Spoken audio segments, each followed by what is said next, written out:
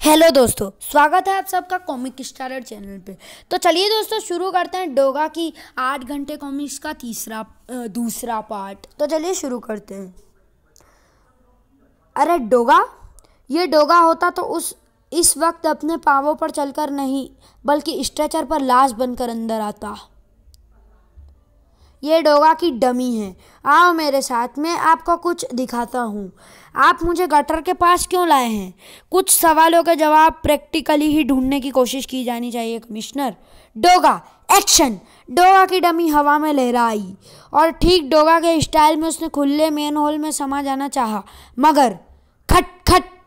उफ, उठो, तुम्हें कहीं लगी तो नहीं? No sir. मगर धर्मा अधिकारी का काम अभी खत्म नहीं हुआ था। Doga action again. डोगा की डमी पुनः मेन होल की तरफ उछली। इस बार हालांकि डोगा की डमी ने अपने शरीर को और भी बुरी तरह से सिकोड़कर मेन होल में कूदने की कोशिश की थी, लेकिन खड़ाक।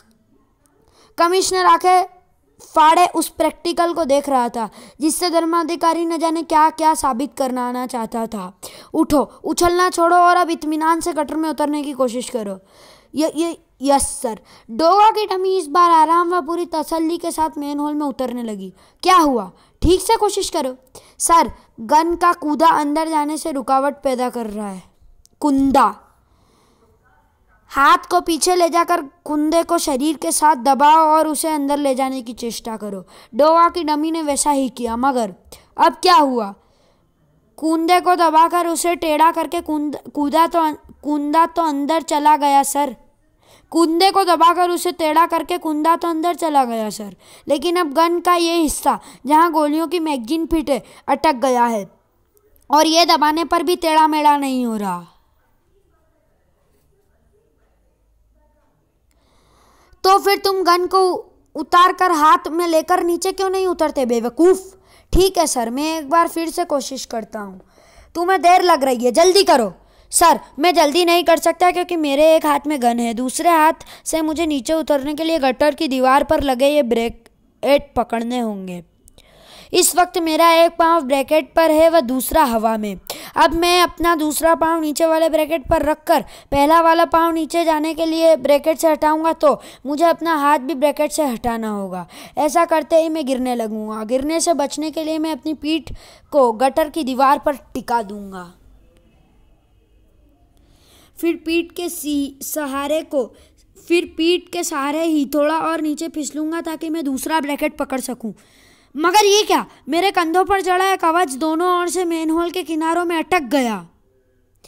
ऐसा इसलिए हो रहा है क्योंकि मेन होल की चौड़ाई 1.5 फुट व्यास के लगभग है, जबकि कंधों के कवच के कारण तुम्हारे कंधों की चौड़ाई 2 फुट से ज़्यादा हो रही है। अब तुम बाहर आ जाओ। मैं जो कुछ कमिश्नर साहब को दिखाना चाहता था वो दिखा दिया। कमिश्नर के सब्र का बांध टूटता चला गया। आखिर ये सब क्या है? कमिश्नर, मैं आपको ये सब दिखाकर ये साबित करने की कोशिश कर रहा था कि डोगा चाहे जितना भी जोर लगा ले, वह अपनी गन और कंधे पर पहने कवच के कारण मेन होल के रास्ते किसी भी सूरत में फरार नहीं हो सकता।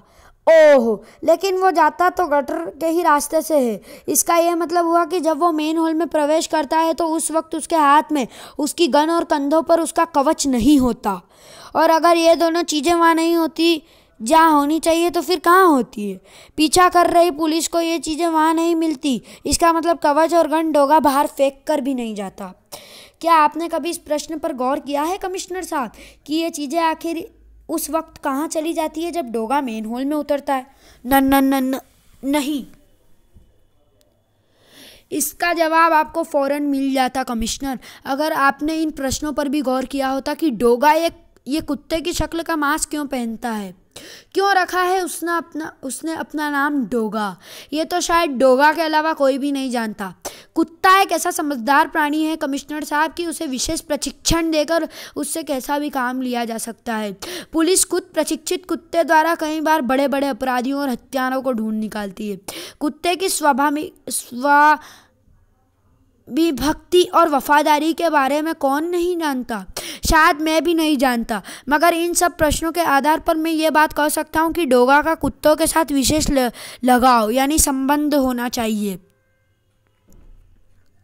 एक अंग्रेजी फिल्म रॉबर्ट्स डॉग में तो कुत्ते द्वारा पूरी बैंक रॉबरी को ही शूट किया गया था। मुझे लगता है कि जिस समय डोगा अपना काम करके वहाँ से जाता है तो वह अपने हथियार, कवच, जूते और अपनी वर्दी इत्यादि सब अपने ट्रेंड कुत्तों के सुपुर्द कर जाता है, जो कि घटना के समय वहीं या आसपास ही होते हैं। कमिश्नर साहब, अगर इन कुत्तों का पता लग जाए तो हम डोगा तक पहुंच सकते हैं, मगर ये काम मुश्किल है। हर गली में 20 कुत्ते होते हैं। कैसे पता चलेगा कि इनमें से डोगा के कुत्ते कौन से हैं? ये पता लगाएंगे हमारे जासूस कुत्ते। डोगा का कार्य क्षेत्र काफ़ी बड़ा है, इसलिए अगर हम ठीक सोच रहे हैं तो डोगा ने कुत्तों के पास हर क्षेत्र में हथियार छिपा रखे होंगे। जो वक्त ज़रूरत पर वो उन्हें डोगा तक पहुंचा देते हैं। हमारे प्रशिक्षित कुत्ते इन कुत्तों के रहने की जगहों का पता लगाकर उन जगह पर हथियार ढूंढेंगे। अगर हथियार मिल जाते हैं तो हमारी थ्योरी सही साबित हो जाएगी। तब हम डोगा को पकड़ने के लिए अगली चाल चलेंगे। कमिश्नर के एक ही फ़ोन पर जासूस कुत्तों से भरी वैन उस क्षेत्र में पहुंचकर रुकी और शायद कोई हथियार पकड़ने इन्हें कई तरह के हथियार भी तो दिखाए गए हैं। पता नहीं जासूस कुत्तों के इस क्षेत्र की गलियों में छोड़ने का आदेश कमिश्नर साहब ने क्यों दिया। वुफ गुर्र भों भों। अब हमें इस वायरलेस सेट के पास रहना है ताकि अगर कोई कुत्ता वापस आता दिखे तो हम कमिश्नर साहब को इसकी खबर दे सकें। और सिर्फ 15 मिनट बाद ही एक कुत्ता आ गया, पर इसके मुंह में तो कुछ दबा है। कमिश्नर साहब को खबर कर जल्दी। धर्माधिकारी की आंखें भी उस वक्त 1000 वाट के बल्ब की तरह चमक उठी। ओह, जल्दी बताओ, वो चीज़ क्या है? कुत्ता पास आ गया है सर। अरे, ये तो कोई रिवॉल्वर है। रिवॉल्वर? दूसरा कुत्ता भी आ रहा है और उसके मुंह में ये तो गोलियों की बेल्ट है सर। 2 और कुत्ते लौट रहे हैं सर। उन दोनों ने मुंह में दबा रखी है एक AK-47 गन। ओह गॉड, 3 कुत्ते मुंह में हैंड ग्रेनेड लेकर लौट रहे हैं। और अब चाकू भी सर। जितने भी हथियार मिले उन्हें अपने कब्जे में लेकर फौरन लौट आओ। देखा कमिश्नर, ज़रूरी नहीं है कि चोर को पकड़ने के लिए चोर सामने ही हो। अगर चोर की ABC पता हो तो XYZ तक पहुंचा जा सकता है। मैं आपके दिमाग का कायल हो गया जज साहब, लेकिन यह सच्चाई पता लगने के बाद अब डोगा का पता आप कैसे लगाएंगे? हथियार मिल गए तो डोगा भी मिल जाएगा। अब हमें इसी क्षेत्र में तुरंत एक काम करना होगा। और डोगा चूँकि अधिकतर रात में ही बाहर आता है, इसलिए ये काम सूर्यास्त के बाद ही शुरू हो जाना चाहिए। वैसे भी सूर्यास्त होने को ही है। इसी समय मैं घर पहुंचता था तो मेरा पोता दादाजी चीखता हुआ मेरी गोद में चढ़ जाता था, मगर अब उसकी चीखें खामोश हो चुकी है। मेरी बाहें अब उसे उठाने के लिए कभी नहीं उठेगी। धर्माधिकारी की आंखों में उस वक्त एक पीड़ा जन्म ले रही थी। चेहरे पर आक्रोश लिए सूरज अदरक चाचा के सामने पहुंचा। अदरक चाचा, कहाँ हैं आप अदरक चाचा? उफ, सबके दिमाग खराब हो गए। न जाने क्या हो गया है कानून की रक्षा का दम भरने वाले बड़े बड़े अफसरों को। क्या हुआ सूरज? आप तो टीवी के सामने बैठे हैं। शहर में खबरें और चर्चाओं की कैसी कैसी आग लग रही है, सब पता होगा आपको। और अगर नहीं पता तो पढ़ लीजिए इन विशेष इश्यूज में जो फकीरा की बाइज्जती रिहाई के बाद से अब तक छप चुके हैं। इनमें छपा है कि डोगा धर्म अधिकारी के पूरे परिवार का हत्यारा है। उसके मासूम 5 साल के पोते का भी गोली से उड़ा दिया डोगा ने। और तो और कमिश्नर भी पागल हो गया है। धर्माधिकारी की अदालत से छूटकर आए बेदाग, निर्दोष और बेचारे फकीरा को गिरफ्तार करके उनकी पुलिस ने जो गुनाह किया है उसके लिए वो फकीरा से सार्वजनिक रूप से माफ़ी मांगेंगे। ऐसा क्या खुदा हो गया धर्माधिकारी की जिससे कोई गलती हो ही नहीं सकती।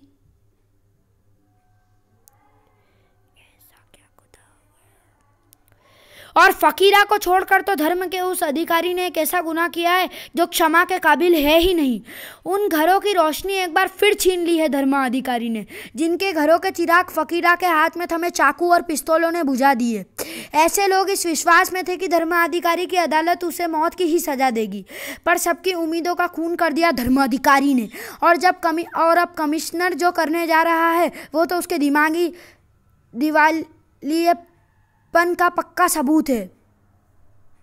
लेकिन अदरक चाचा, अब सूरज, डोगा ऐसा हरगिज नहीं होने देगा। कानून का माथा एक मुजरिम के जूतों पर नहीं टिकने देगा डोगा। वक्त आ गया है अदरक चाचा, वक्त आ गया है। जो फैसला धर्माधिकारी की अदालत में न हो सका वो अब डोगा की अदालत में होगा। जा रहा हूँ अदरक चाचा। टीवी ऑन ही रखिएगा क्योंकि जल्दी इस पर फकीरा की गोलियों से छलनी हुई लाश दिखाई जाने वाली है। ऑन ही रखूँगा डोगा, ऑन ही रखूँगा। जल्दी उस सुनसान सड़क पर मेन हॉल के ढक्कन में हलचल हुई और ये गली उस जगह के बिल्कुल नज़दीक है जहाँ फकीरा को मुंबई पुलिस सलाम बोलकर अपना नाम इतिहास में काला करने वाली है। वो पल आए उससे पहले ही डोगा फकीरा की ज़िंदगी को सड़क पर धोबी पाट दे मारेगा। डोगा के हाथों में दिखाई पड़ी वह अल्ट्रासोनिक सीटी जिसकी आवाज़ केवल कुत्तों को ही सुनती है। अभी दौड़े आएंगे मेरी कुत्ता फौज के सिपाही मेरे शस्त्रास्त्र लेकर।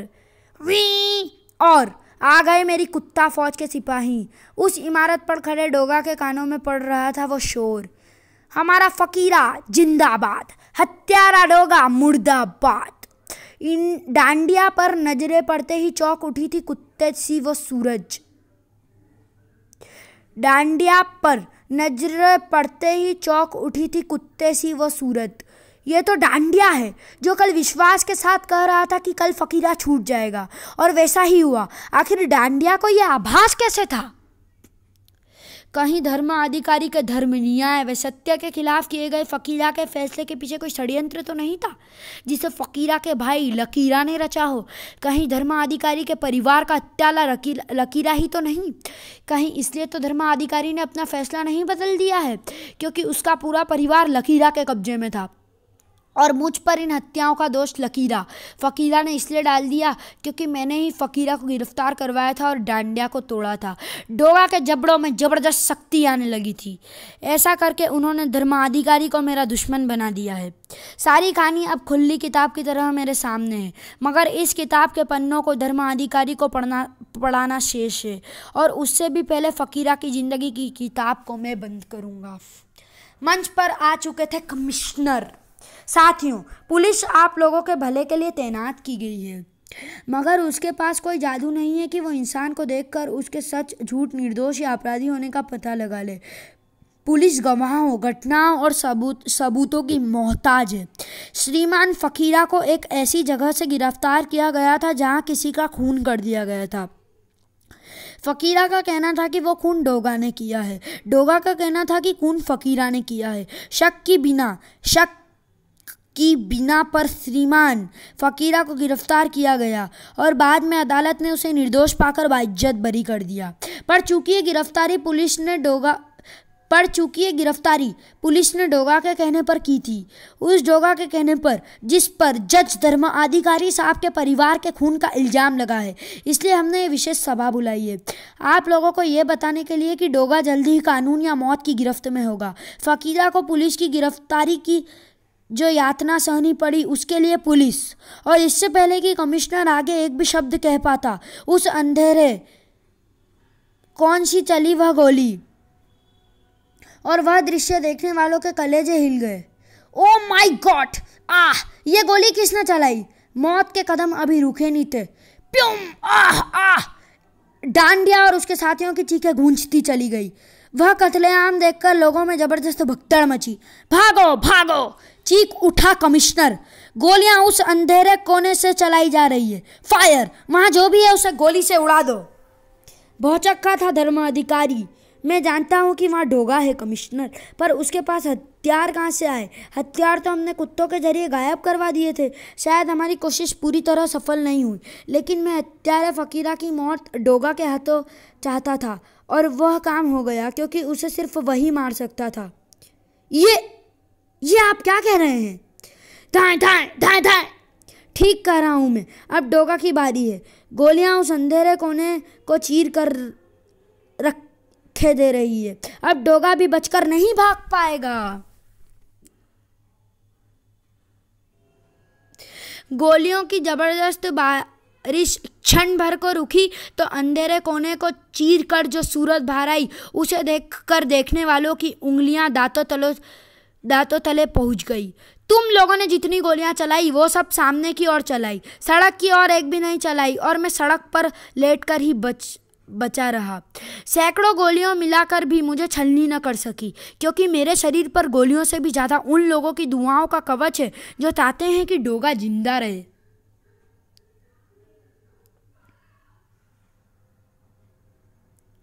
और ये वे लोग हैं जो जानते हैं कि डोगा वो कभी नहीं कर सकता जो धर्माधिकारी के परिवार के साथ हुआ है। याद रखना धर्माधिकारी, डोगा बदला नहीं लेता, क्योंकि डोगा इस बात की परवाह नहीं करता कि उसे मुजरिम या हत्यारा समझा गया है। डोगा ने फकीरा को तुम्हारी अदालत में भिजवाया था, जहाँ से वह छूट गया तो डोगा उसे ही खत्म करता, क्योंकि वह अपराधी ही था। किसी रात पर गोली क्यों चलाएगा डोगा? तुम्हारे परिवार के असली हत्यारे को डोगा जल्दी तुम्हारी अदालत में लाकर खड़ा कर देगा धर्माधिकारी, और ऐसा होने से पहले कोई भी तूफान डोगा का रास्ता रोक नहीं सकता। और डोगा ने वहां से भागने के लिए जो रास्ता चुना, उसने धर्माधिकारी के मस्तिष्क में चिंगारियां उड़ा दी। अब पकड़ा जाएगा डोगा, क्योंकि डोगा कवच पहनकर और अपने हत्यारों सहित मेन हॉल में नहीं जा सकता। लेकिन उस वक्त धर्माधिकारी के दिमाग को एक करारा झटका लगा। जब नहीं, ये नहीं हो सकता, डोगा कवच व गन सहित संकरे मेन हॉल में कैसे चला गया? मेरी थ्योरी को एक ही झटके में डोगा ने धूल चटा दी। Fire fire! सचमुच डोगा ने धर्माधिकारी की थ्योरी को गलत साबित कर दिया था। सब कुछ समझ गया था डोगा भी। मुझे मेरी कुत्ता फौज के सिपाहियों ने बता दिया था कि पुलिस के जासूस कुत्ते को उन्होंने हथियार ले जाते देखा है। तभी मेरा माथा ठनक गया था कि कुत्तों के जरिए मेरे हथियार ढूंढने की कोशिश हुई है। लेकिन जासूस कुत्ते जो हथियार ले गए थे वे उस एरिया के गुंडों के थे। शायद इसके पीछे धर्माधिकारी जैसा धुरंधर दिमाग था। उन्हें यह बात कैसे पता चली कि मैं अपने हथियार अपने वफादारों के जरिए छिपाता हूँ, इसका अनुमान केवल वही लगा सकता था।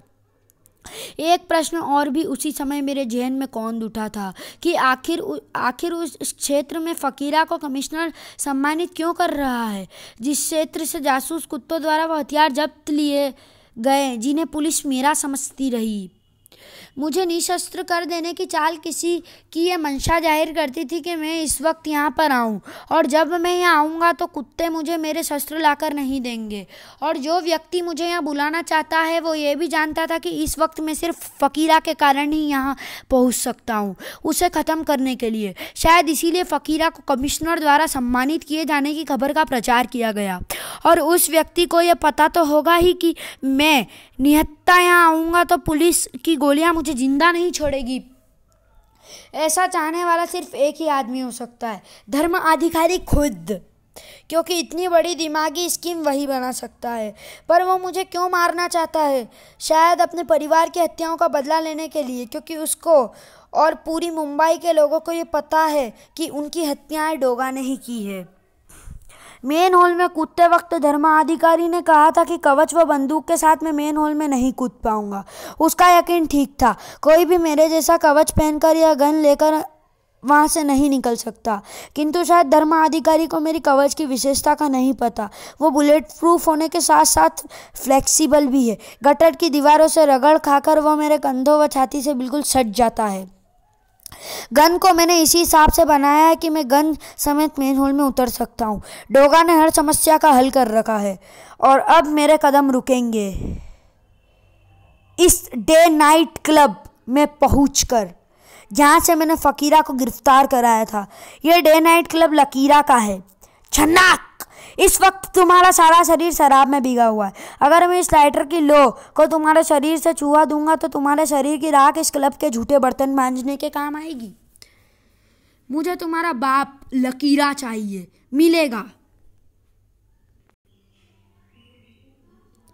शायद अपने जीवन का आखिरी फोन कर रहा था लकीरा। 2 करोड़ में सौदा पक्का करो, वरना तुम्हारी जिंदगी को लकीरा कल खुद आकर मिटा देगा। दूसरे ही पल, लकीरा, चाल तो तूने अच्छी चली थी धर्माधिकारी के हाथों डोगा को खत्म करवाने की, मगर अफसोस कि डोगा तेरी चाल को समझ गया। फकीरा की लकीर तो अब मैं मिटा आया हूं।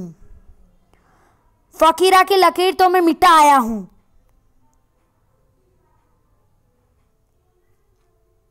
अब बारी तेरी है। थार, बारी मेरी नहीं तेरी है डोगा। कड़ाक! बारी तेरी ही है कमीने, और तेरी ही गन से तुझे मारूंगा। बारी तेरी ही है डोगा। रिवॉल्वर चाहे तू 10 निकाल ले, पर बारी तेरी ही है लकीरा। लेकिन पहले मैं तेरे आसपास की गंदगी को साफ कर दूं। क्या नाम है तेरा? पप्पे। अब तुम नरक में बैठकर पापे खाना। तू अपना नाम बोल। पिग। सुअर की ही मौत मरेगा तू भी। नाम बोल। सुक्खा। ये गोली तुझे और भी सुक्खा देगी।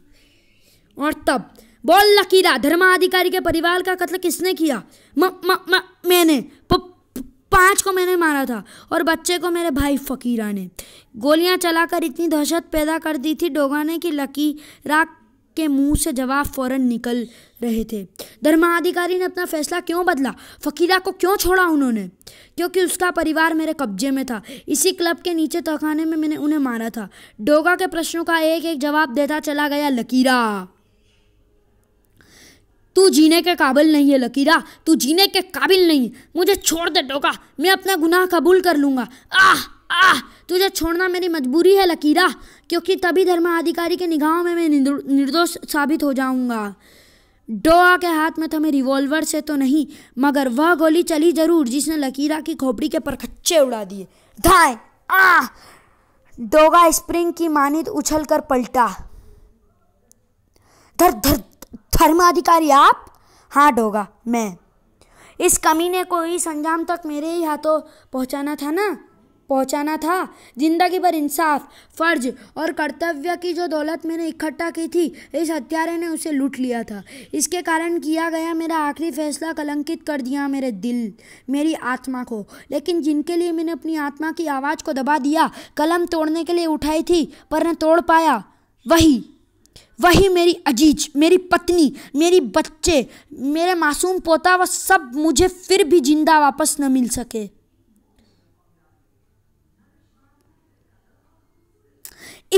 इस हत्यारे ने बेदर्दी से उन सबकी छातियों में गोलियां उतार दी।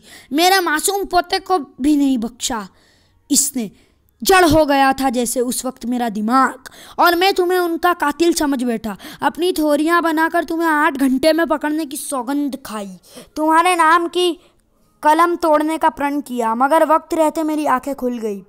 जो सही फैसला मेरी अदालत ने दे सकी, वो फैसला तुम्हारी अदालत ने फकीरा को करके दे दिया डोगा। और अब अपनी ज़िंदगी पर गलत फैसले के अपराध का बोझ लेकर मैं जिंदा नहीं रह सकता। एक अपराध तो कर चुका हूँ, दूसरा भी कर रहा हूँ। आत्महत्या करने का अपराध आज मेरी अदालत हमेशा के लिए बंद हो जाएगी डोगा, पर तुम अपनी अदालत कभी बंद न होने देना, क्योंकि कुछ शैतानों को सही इंसाफ तुम्हारी अदालत ही दे सकती है। नहीं डोगा, छोड़ दे मुझे। मेरे लिए अब इस दुनिया में जीने के लिए कुछ नहीं बचा। जिंदगी और मौत तो ऊपर वाले के हाथ में है जज साहब। काश आप अपने परिवार की कुर्बानी देने के लिए अपने दिल और अपनी आत्मा को पत्थर से भी ज़्यादा मजबूत बना लेते। तब आप अपने परिवार को खोने के दर्द के साथ अपनी आत्मा पर किसी अपराध का बोझ लेकर जिंदा रहने के लिए मजबूर ना होते। अपनी ज़िंदगी को ख़त्म करने की जगह अपने कुशाग्र दिमाग को मानवता की भलाई के कामों में लगाओ। समाप्त। तो चलिए दोस्तों, वीडियो को भी यही समाप्त करते हैं और मिलते हैं किसी अगली कॉमिक में। तब तक के लिए good bye. Thanks for watching.